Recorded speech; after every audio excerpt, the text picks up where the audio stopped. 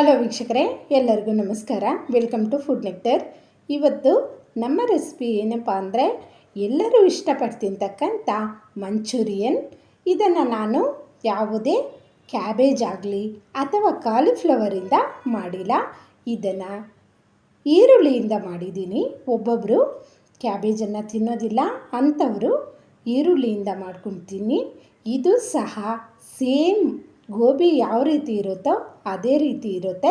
ಇದಕ್ಕೆ ಬೇಕಾಗಿರೋದು, ಫಸ್ಟು ನಾನು ಮೀಡಿಯಮ್ ಸೈಜ್ನ 3-4 ಈರುಳ್ಳಿನ ತಗೊಳ್ಳಿ.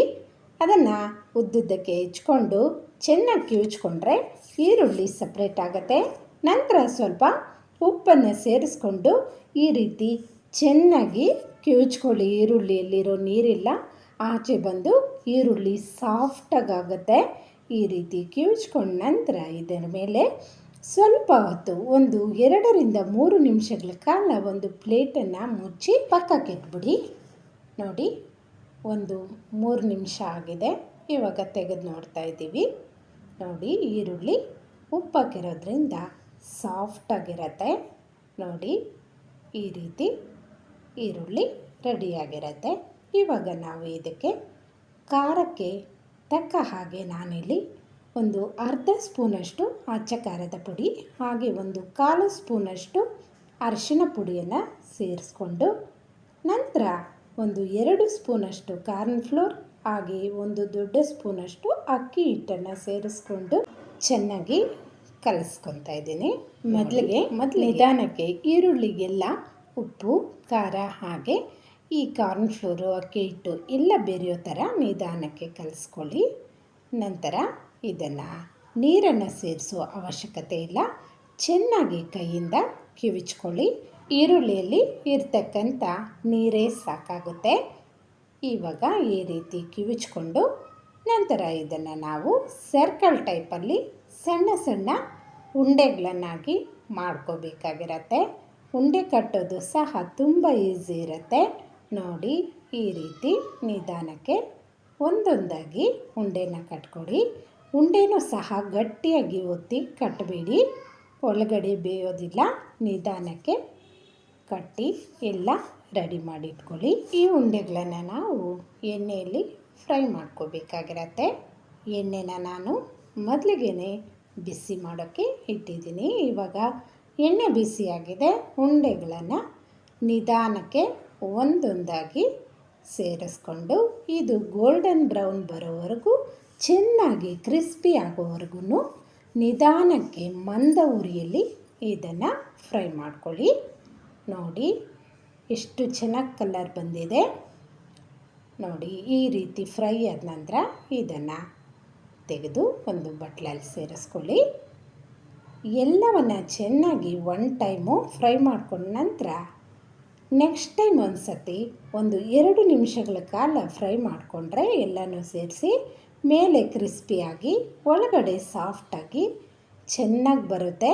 ಈ ರೀತಿ ಒಮ್ಮೆ ಟ್ರೈ ಮಾಡಿ.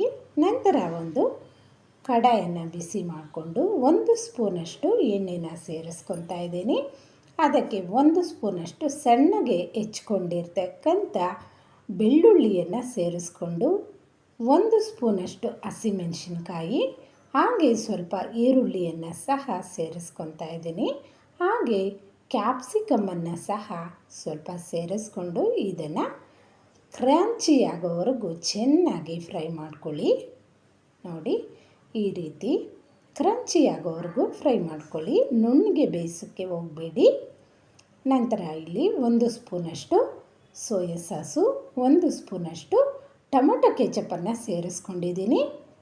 ನೀವು ಬೇಕಾದರೆ ಗ್ರೀನ್ ಚಿಲ್ಲಿ ಸಾಸನ್ನು ಸಹ ಬಳಸ್ಕೋಬಹುದು. ಇಲ್ಲಿ ಸ್ವಲ್ಪ ಉಪ್ಪು ಹಾಗೆ ಸ್ವಲ್ಪ ಅಚ್ಚ ಖಾರದ ಪುಡಿಯನ್ನು ಸೇರಿಸ್ಕೊತಾ ಇದ್ದೀನಿ. ಇದೆಲ್ಲವನ್ನು ಚೆನ್ನಾಗಿ ಫ್ರೈ ಮಾಡ್ಕೊಳ್ಳಿ.